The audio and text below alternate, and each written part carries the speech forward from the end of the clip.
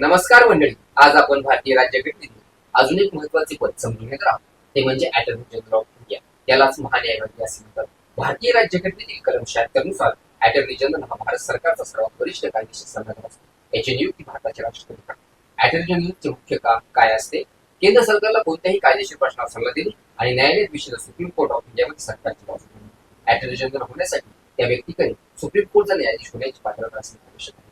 आणखी एक महत्वाची गोष्ट म्हणजे अटॉर्नी जनरलला संसदेत बोलण्याचा आणि चर्चेत भाग घेण्याचा अधिकार आहे, पण मतदानाच्या वेळेस तो मतदान करू शकत नाही. म्हणजे तो कायदेशीर मार्गदर्शन करतो, पण राजकीय निर्णय घेऊ शकत नाही. अटॉर्नी जनरल हे सरकारचे कर्मचारी असतात, तर ते एकत्रात्मक पद आहे. ते सरकारला सल्ला देतात.